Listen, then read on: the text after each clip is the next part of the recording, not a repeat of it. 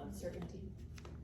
Well, yeah, I just said uncertainty, but what's the Fogginess. complementary? Cloudy. Cloudy. Yeah, the fog.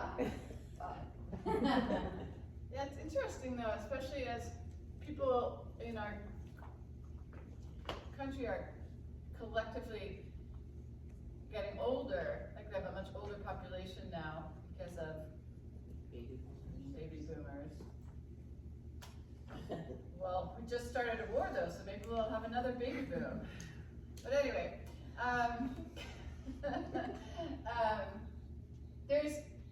there's fog and then there's uncertainty. Like, what's the difference? Like, there's actual physical, like mental fog, which could be a physical symptom of something, you know, like a hormonal imbalance or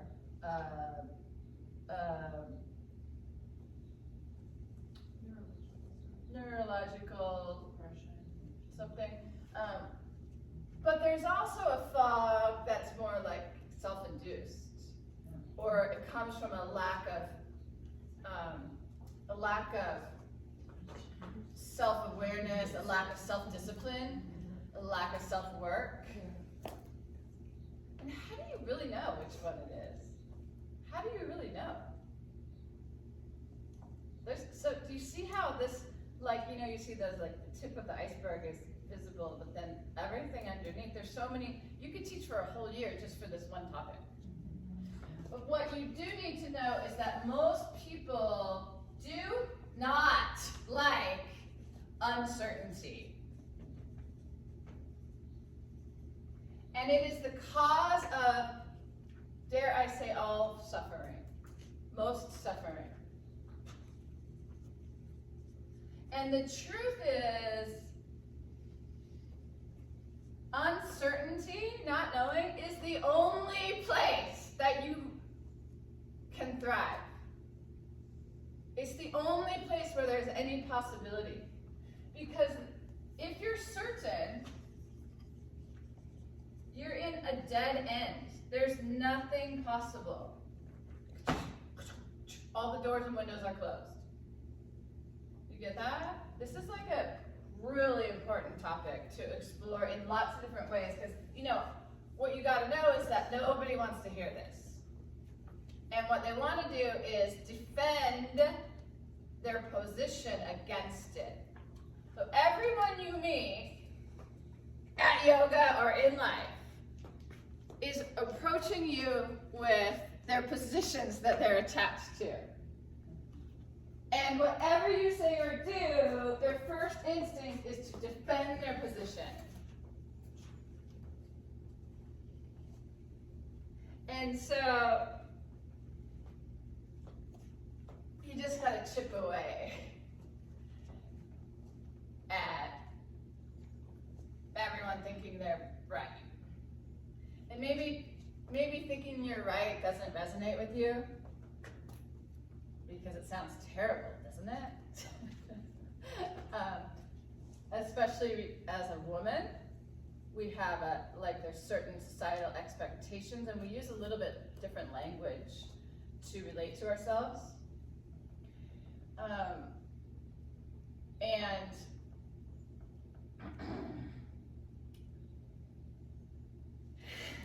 you can't,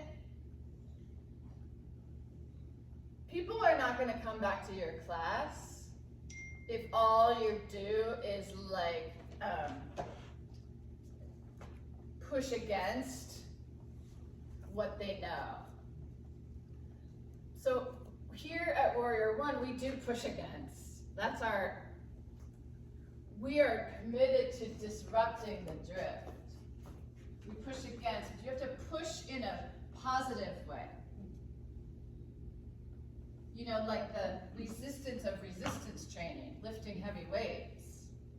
It's hard and there's a push and there's a resistance, and usually resistance is negative, but actually resistance is the place to look.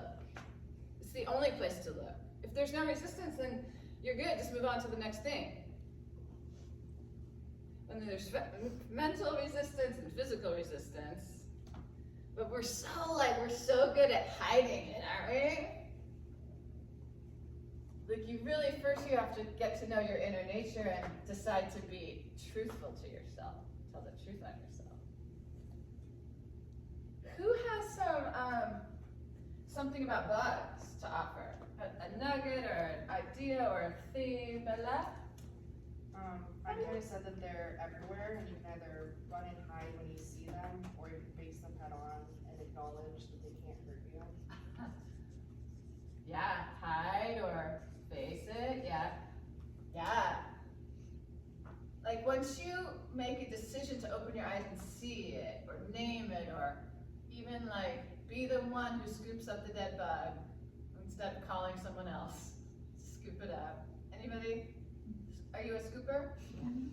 Yeah. So that just made me think of like, sometimes you lose someone in your life, whatever kind of losing, and then like, it's just you. So there's no choice. There's no one coming to rescue you. It's you. And then you scoop up the bug, and then you scoop up another bug, and by the 5th bug, you're like, oh well, no big deal, right?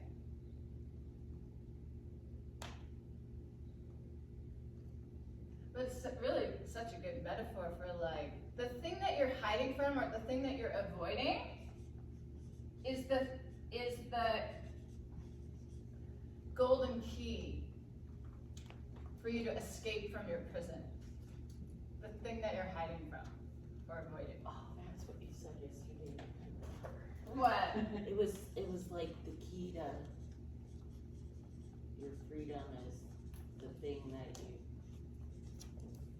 you don't want to do or most of the Yeah, time. that's it. Something like Y'all, that's we need a person who's writing down all of our nuggets. Who likes to, are you writing down nuggets? I've been writing down. Okay, good, highlight them and we'll put them all on the wall.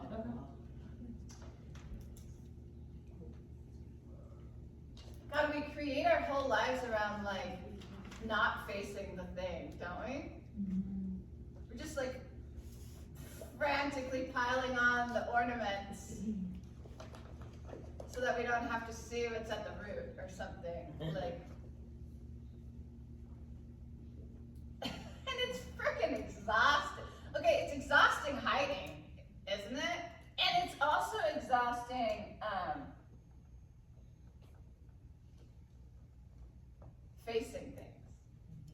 It's exhausting at first, until you just surrender and embrace the possibility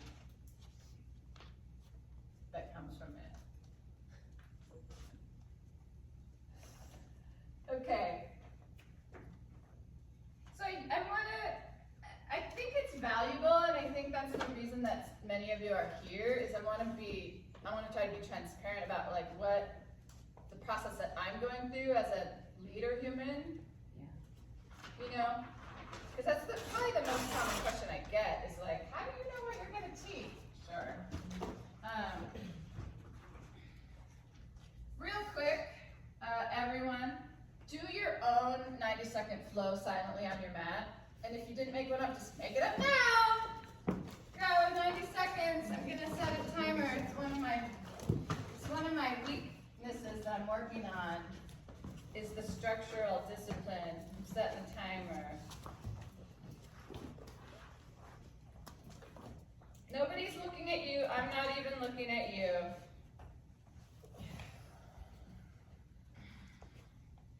I don't know if, Anne-Marie, did we tell you about it? Yeah, I was gonna tell them. Okay.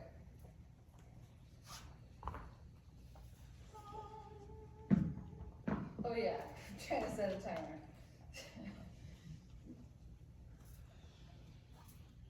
We're down to 1 minute, don't you think? About? yeah.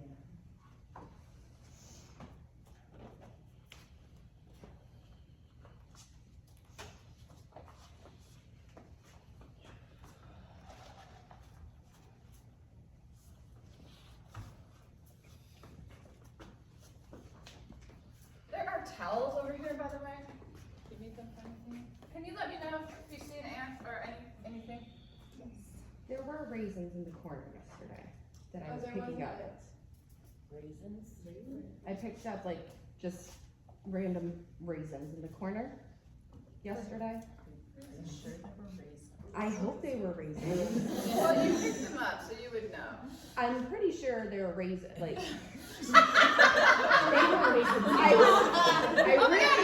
So in your mind,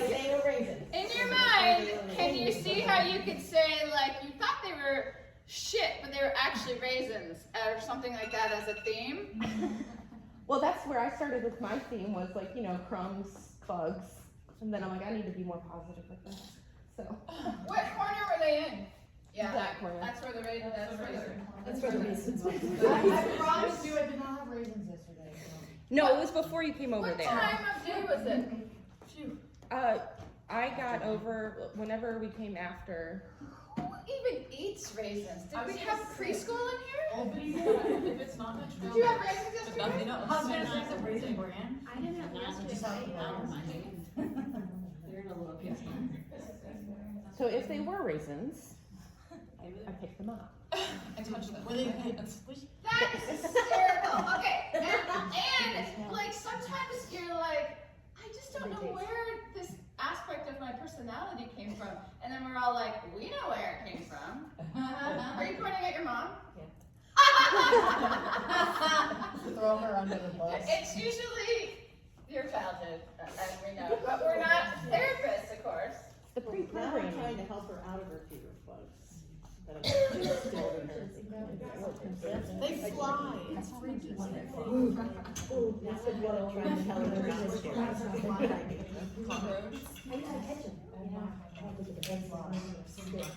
Yeah. Isn't it weird? People are like afraid of a bug that literally can't hurt them. They're just ugly, and yet will like eat food that's just coated with pesticides, proven 1 billion times over to cause cancer. Most people do eat bugs as well. It's in the Of coloring. course. You know, red food coloring is made almost entirely of red bugs. They have like grasshopper and a lot of I things mean- now too. So anyway, of course, that makes sense. All right, what I'd like to do real quick is recreate the little intro speech that I gave. It's not a speech because I just made it up as I was standing there. But help me. So this is something that you do as a teacher. Like maybe you went somewhere and you had an experience and then you're thinking later, like, how did that go? Because I want to use that in class or something. So, or you went to a class and you didn't take notes during class, you just went to the class. And then you want to come home and like kind of map out some things from class that you remembered and how it made you feel and what the value of it was and some seeds or sparks for your teaching. So keep in mind, you're not plagiarizing. We want you as your teacher, I want you to use whatever I can offer you and you use it. I'm using what my teachers offered me. And you use it, don't reinvent the wheel, and then it'll become more and more your own authentic version of it the more and more you teach it. But we want you to use the cues. Like I've learned over 40 years which cues land least ambiguously for the most number of students. Right, what I wanted, when I was watching you do your flows, even though I said I wasn't watching, I wanted to point out, like, did you do a flow that you would like? Or did you do a flow for the perspective of maybe a student you might have that's totally different than you? You know what I'm saying? Different in so many ways.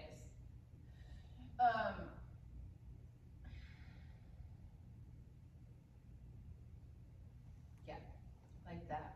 So, okay, so when I first started talking, what did I say? About like when we first started, before I said the bugs and the fog, what was one of the first things I talked about? You were listening to us? I was listening to you. So I was being like meta cognitive of what I was doing as a leader. So I was listening, really important skill. I was listening and I was doing 50 things to prepare the room and the Bluetooth and the blah blah. Yeah, what else? talk about the importance of listening and not coming into a class with your plan. Right, is it about me and my perfect plan? Have you ever like designed the perfect class? Who's it perfect for? You? When I taught middle school. Oh God, good luck. Never knows. Yeah, and then each year, the general sense of the students is so different each year. Yeah, Anne Marie's a teacher. Who else is a teacher? I used to be.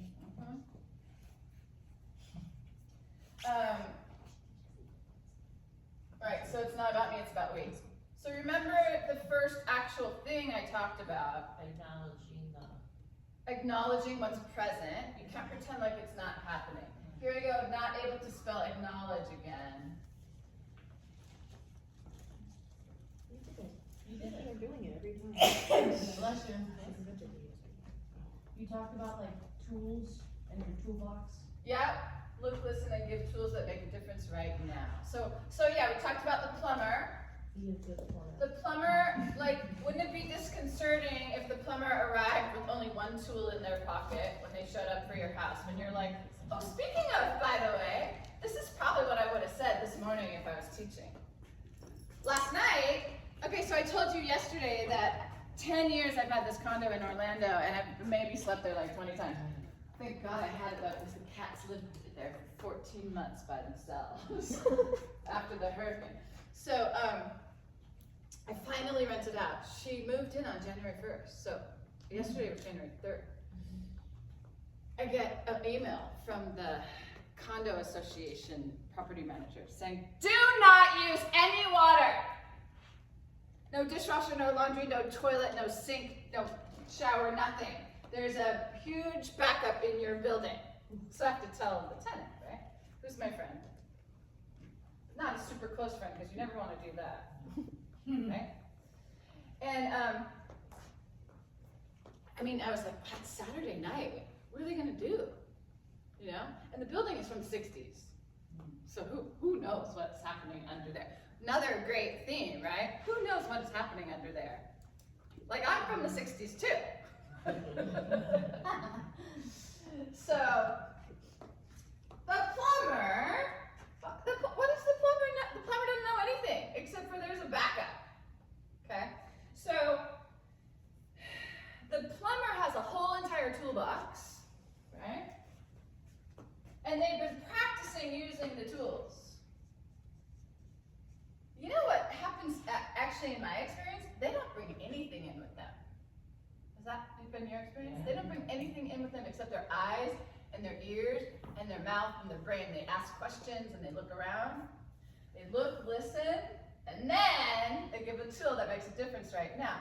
So they bring in whatever, because they know they have a whole toolbox.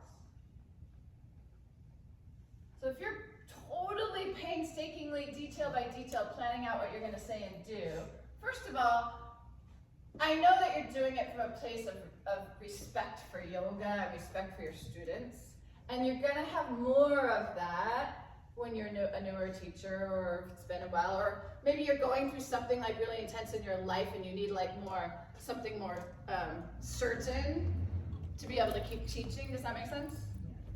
And you'll go through phases like that.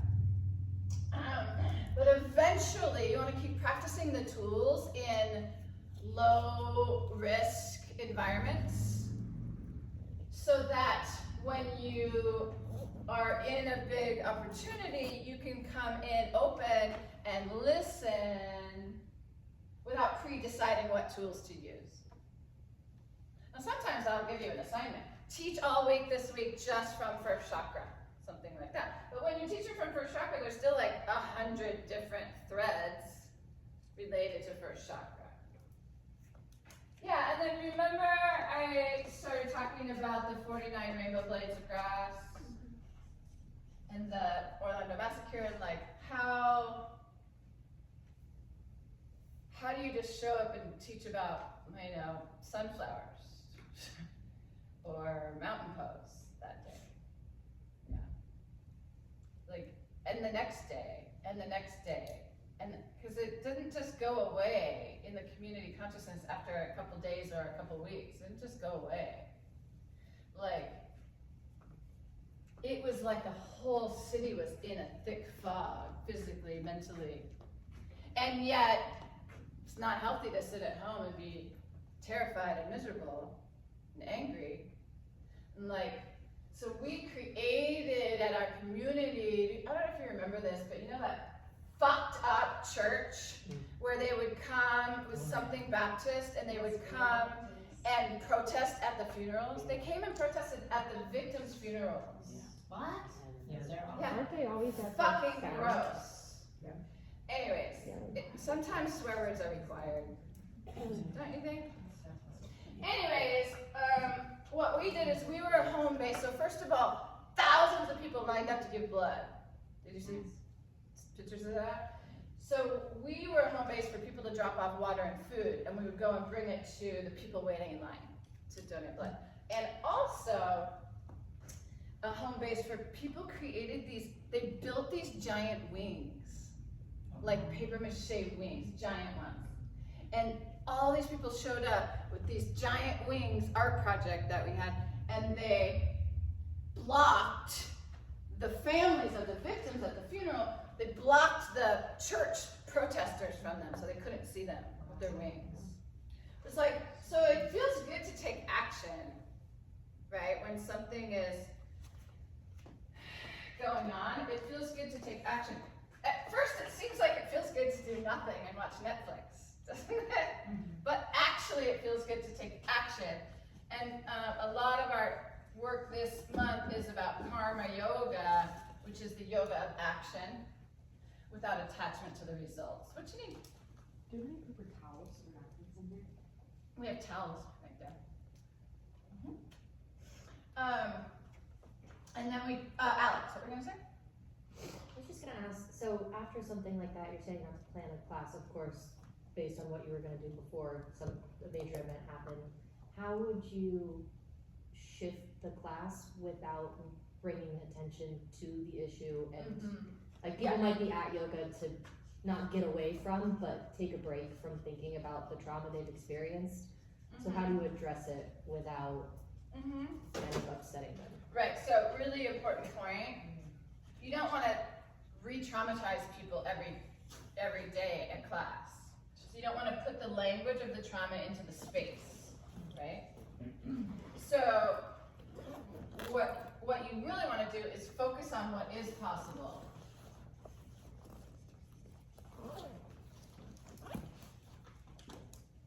You don't have to say anything about the trauma because there's no one who doesn't know what happened. So like, I don't, like right now today, like I just said something that we just went to war. I would never say that in a yoga class. Because just saying that could be traumatizing for a lot of people. Not just for veterans. You know, we have a lot of people in our country who come from war-torn lineages and cultures. But, well, let me give you this less incendiary example, okay? It is very common for yoga teachers to say something that they learned in their first week of teacher training, which is that you store a lot of emotions in your hips. Yeah? Have you used that one? Yeah, and a lot of times people will say, a lot of your trauma and emotions is trapped in your hips. And so if you do these hip opener stretches, it can help to heal that or process that. Something like that. Don't say that. Don't say that. There's all these people say things because they've heard other teachers say it. And just because it's true for you as a teacher, what we're teaching you as teachers, it's not necessarily something you want to say in class. You're the teacher, it's a whole different perspective. Side note, don't let me forget to talk about how you need to still be a student and you need to be a teacher. And they're different experiences as you relate to the content, okay? Side note, it's one of the hardest things. Side note. Okay, so instead, so the the language, even the word trauma, especially nowadays, it's becoming more and more, even the word trauma is borderline gonna re-traumatize some people. Or if nothing else, it's gonna remind them of their trauma. It's just gonna remind them of it. And like Alex just said, like I'm coming to yoga to like be free and empty out and not overthink that, you know? So instead, you just flip it. You just flip it.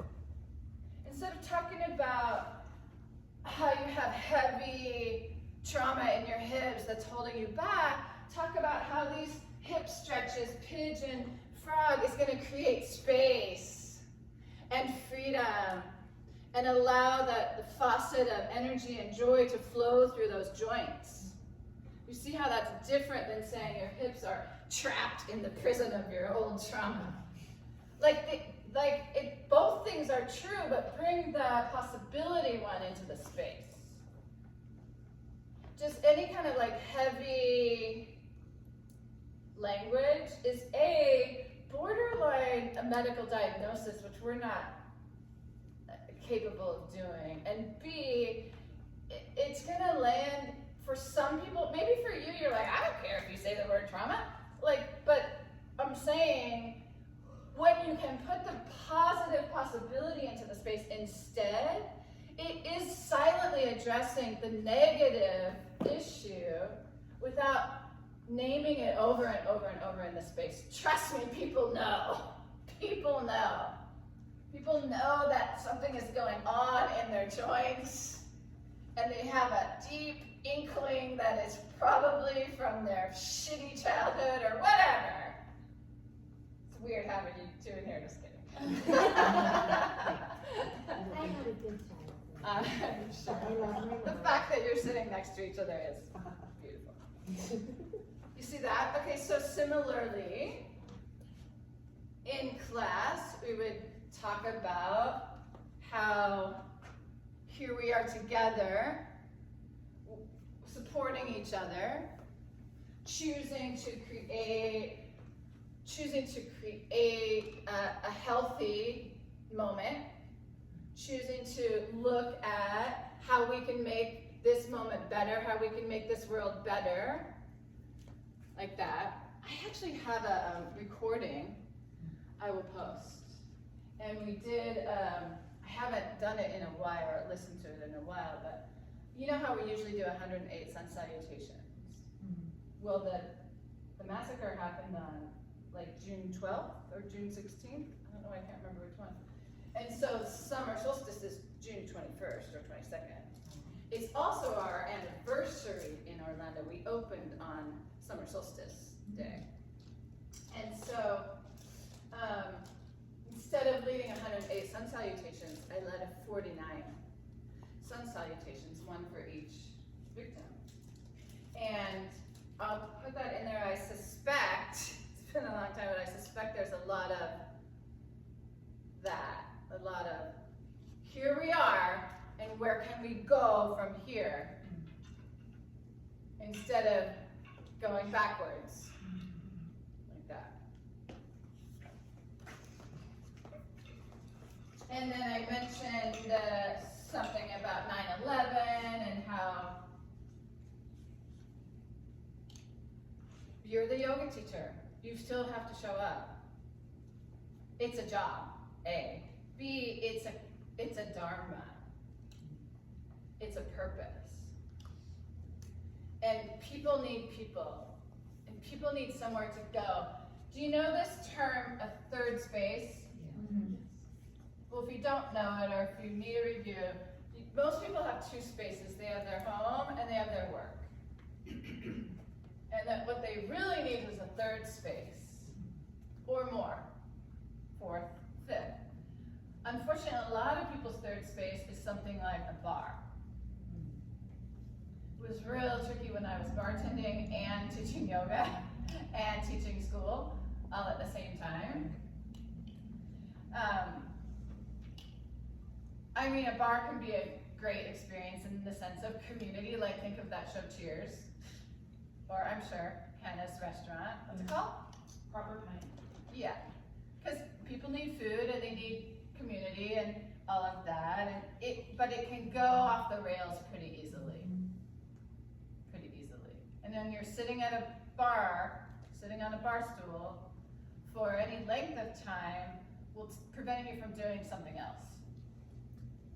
You know, I mean, I've met amazing people in bars, and it shouldn't be like your identity, like daily, you know. So Warrior One is the third space. Maybe you have a gym, like a climbing gym, or what do you have as another space, a third or fourth? Coffee shop. Coffee shop, what? The library. Well, you know our library here is incredible. You can rent, isn't there like you can check out tools and stuff? Yes. Speaking of tools, seeds. Dunedin's incredible. You know they have an arborist for free. Like they came to my house and told me all about my trees, and because I was like, I had an osprey nest in one of my trees, and everyone kept telling me I couldn't take the nest down, and I was like, it's ruining my life. Ruining my life. I mean, ospreys are this big. Imagine how big their shit is all over my house, but that wasn't even the problem. It was a problem, but it's not even. The osprey nest was like as big as my car, and I'm not even kidding. So over the years, when I first bought the house, every year they come back to the same place and have their babies, and like a baby is still huge. Think of like a turkey that you buy at the store that's like, this doesn't have any feathers yet when it's first born. So you know how a turkey skin looks? They would fall out of the tree, land and die on my basketball court in my backyard. But the final straw was, you know, the parents would leave the nest to go get food and stuff, and like hawks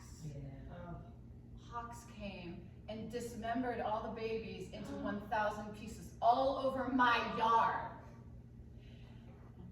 I mean, it was seriously like, I mean, that's kind of a metaphor I could talk about in closet. I don't know if anyone else has that trauma. It might be re-traumatizing. Does anyone else have an osprey trauma? We had hawks that lived right above, so we always ended up with remains of something in our yard. Yeah. So there's a good and bad side to everything. You know how we keep talking about being the middle neutral observer, don't get attacked. Like so many people I mentioned it to were just horrified that I was considering removing the osprey nest.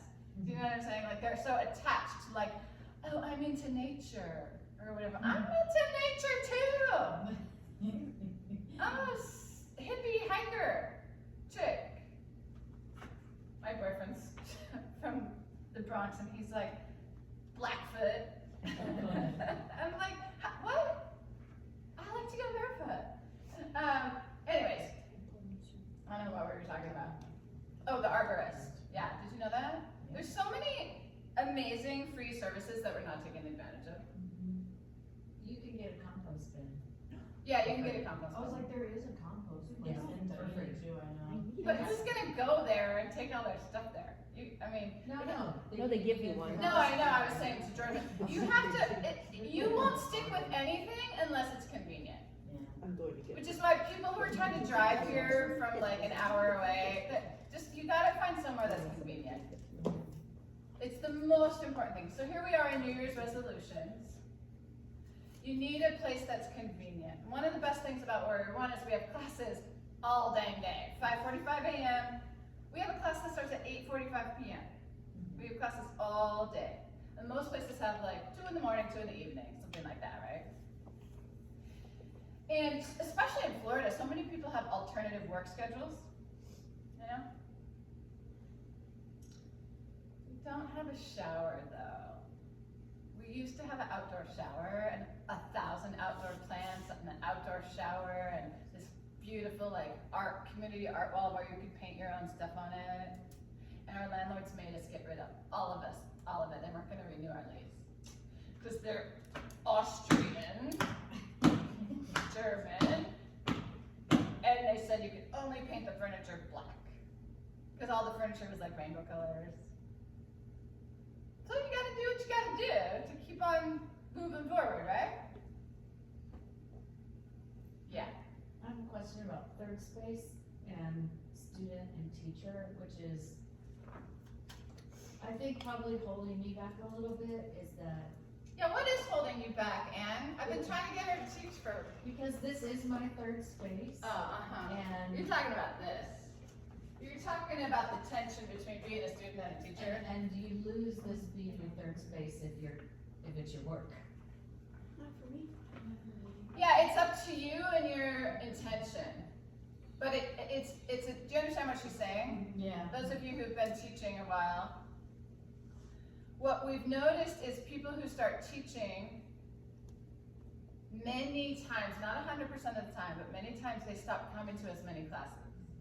Raise your hand if that happened to you. Raise your hand high. Yeah.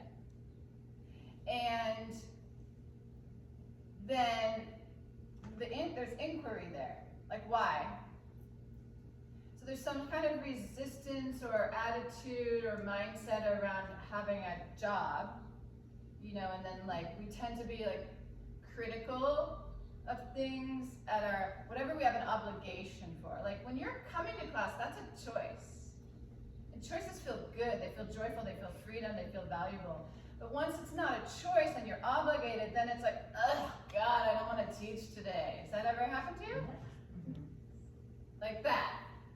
So that it's tricky, isn't it? It's super tricky. You know, maybe go teach somewhere else and keep practicing here. I don't know, but really, it's like really advanced humaning if you can be in the tension and choose the higher path. Choose the higher path. And teachers go through phases where they'll come more or come less or whatever, but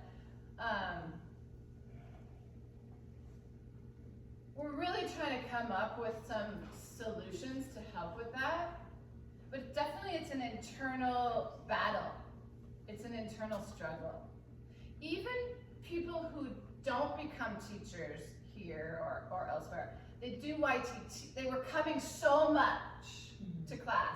And we encourage them to come and do YTT because they have such a love for it and affinity toward it. And then after they graduate, they don't come to as many classes. Some people never come to class again. So it's a place to inquire, it's a place to look. And I'm sure each individual has a different reason why. You know, we're so full of reasons. And another way to say that is we're so full of shit. We're so full of reasons. Whenever you have a reason for something, you're just full of shit. And I'm speaking from extreme experience. I'm so full of reasons. And this is one of our favorite sayings in Baptiste yoga. Be unreasonable.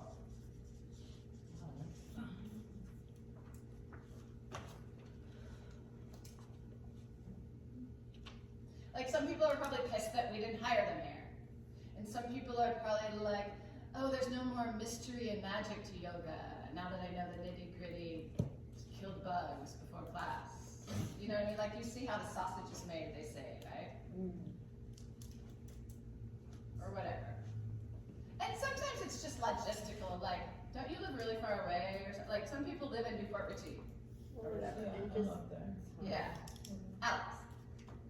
Just curious, I mean, once you teach and those people that do YTT, is it possible, I mean, of course it's possible, but that they create a personal practice, or are people finding that they don't even have a personal practice at home? Because like, I think I struggle with that, so this has been something that could lead me into being more creative and having a personal practice from home.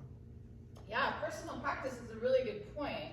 Like, yoga is meant to be done individually as a personal practice. That's what it's meant for, one-on-one or on your own, and then you come to classes for a different window, a different mindset, a different, like to get inspiration from the humans and energy around you. And it's meant to be a personal practice. And there's value in community, group practice. But you know, we're just, in general, we're just full of it. Full of shit. Like we will self-sabotage on so many different levels.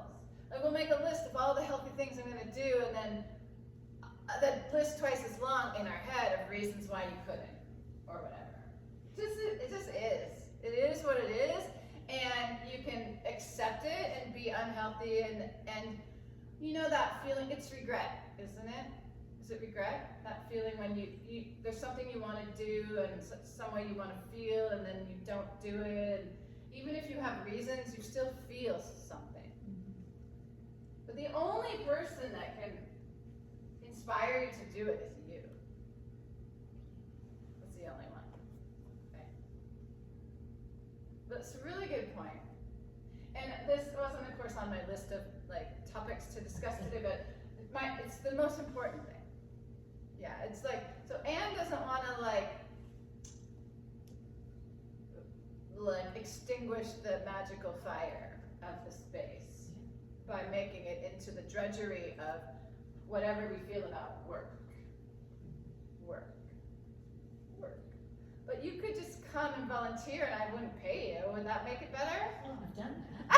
I love that. That's what I feel like. Morgan, what were you gonna say? I was just gonna say, as far as like after I had finished level 1, there was just a little bit of burnout, and but once I got past that, and that was my own thing.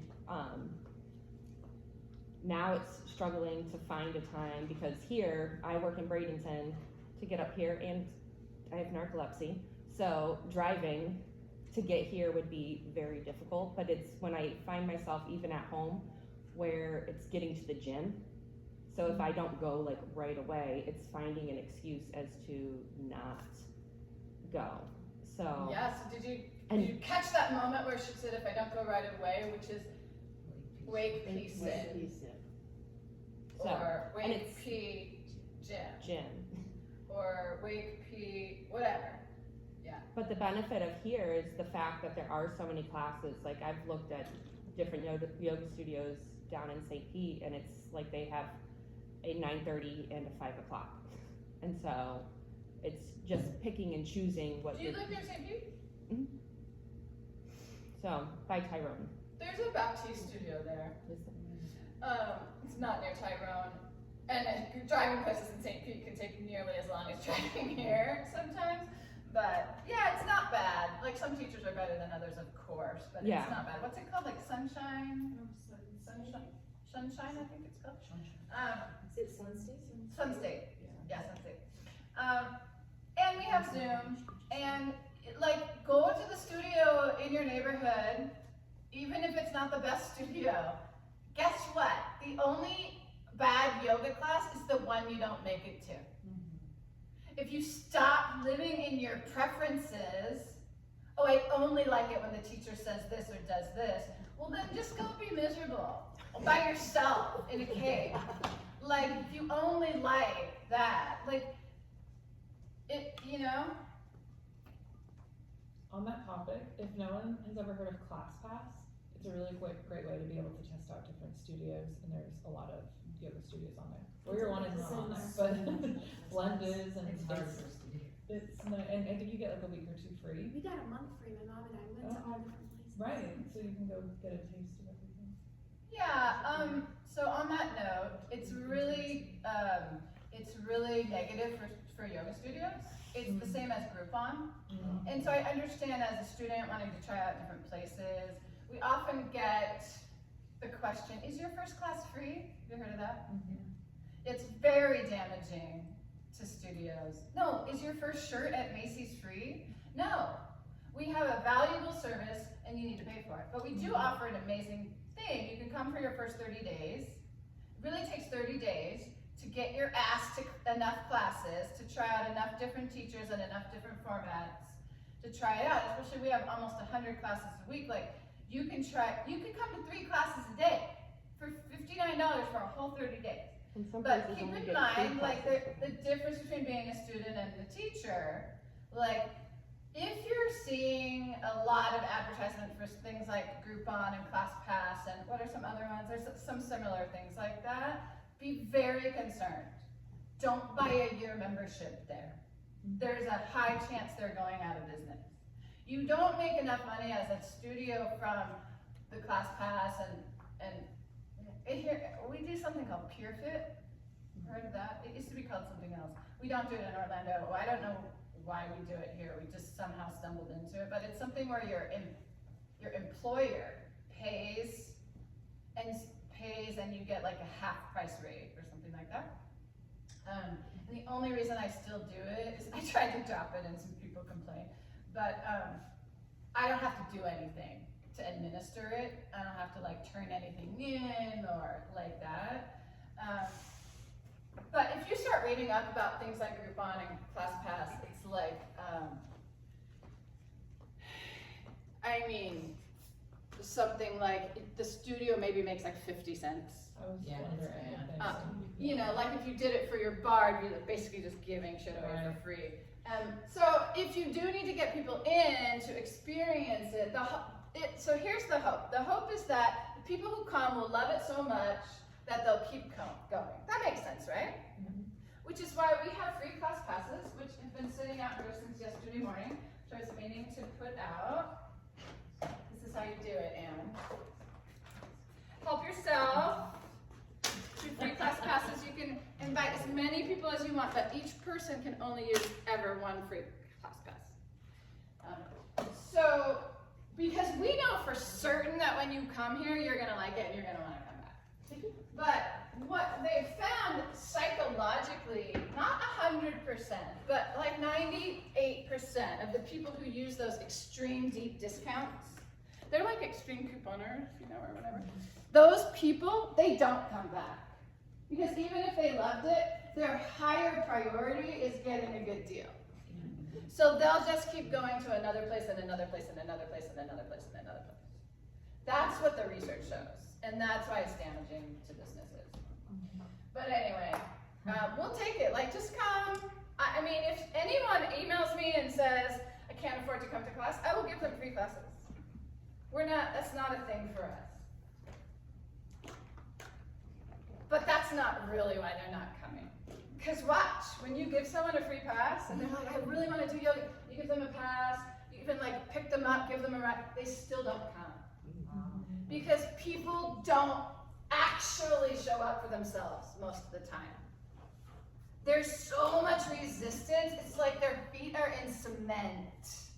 They could write a whole freaking novel about how they want to do yoga. And they're so excited. And then when the time comes, the cement, the resistance. Ooh, cement is a metaphor I haven't used in a while teaching. Can you relate? Do you have cement resistance around any topics in your life? Can you relate? I keep trying to get my coworkers to come to yoga, and I've given them the class passes. I'm like, hey, I'll be there tonight. Let's go. And they're like, okay, sure. And then it's like, as students, like right before class, they're like, hey, sorry, tired, can't make it. Or Yeah, I gotta work or whatever. Yeah. So what you have to do, this is like something I'm discovering. Like, what you have to do is you have to figure out what's valuable to that person, to that individual person. You have to hook them with what's relevant and meaningful to them, which is different than what's relevant and meaningful to you. For some people, if you talk about how yoga makes you taller, because you go upside down and you do back bends and you do twists, I'm a half an inch taller, I'm almost 60 than I was in my 20s. Some people are gonna be really into that. I'm gonna say this only because Gary's not here. Some guys are really obsessed with, like, really hung up on the fact that they want to be taller. It's not such a thing for women. Do you see where I'm going? Yeah. Yeah, with women, you might say something like, oh, God, I finally lost that last 5 pounds I've been trying to lose for 10 years in yoga, just from stress hormone, like lowering my stress hormones. I didn't even really have to do anything. I just let the stress hormones float away. Do you know anyone that might, like, it has to be something that they care about. Oh, God, after doing yoga for a couple weeks, I'm sleeping so much better. For some people, sleep is their thing. You get what I'm saying? Like, you gotta see what works, like what's more important to someone than their resistance. And it's not very many things. It's not very many things. Yeah. How do you get people out of their preconceptions of yoga. We talked about it a little bit yesterday. We were like, oh, I'm not very flexible, or oh, that's like a girl thing. You know, I've heard that before. Like, Or that's religious, it's against my Yeah. religion, like they have, or like, what, there's just Preconceptions. excuses, right? yeah. Yeah, yoga's not a religion, by the way. You can just be like, come on, it's fun, and you can just, it's a really easy going studio, and they don't care what you do. Yeah. Yeah. You could do a little mini 5-minute thing with them, Yeah. but just make sure it's things that work for them. And if you bring someone to class, don't bring them to power yoga, hot power yoga if they're like a yin, cool rest person, or vice versa. Sometimes you can't tell them. I mean, everyone needs both, but for example, this is my advice to most people, like, beginners, we have them start with yin, even though technically yin is actually harder, but they don't know that. But if they're an athlete, say they like to go running out in the heat, even though they don't know one single yoga pose, they probably would enjoy hot power. See that? And you don't necessarily need to give the person what they need at first. You give the person what they like at first. And gradually, they'll open to the fact of doing what they need, which might be different. Does that make sense? What, nobody wants any free passes? You're too tired to get up.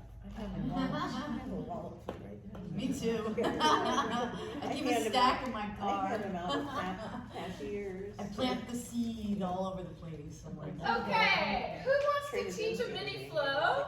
Okay, Lily. Okay, Lily. Let me pause and restart the recording. Dang, that looks good. I was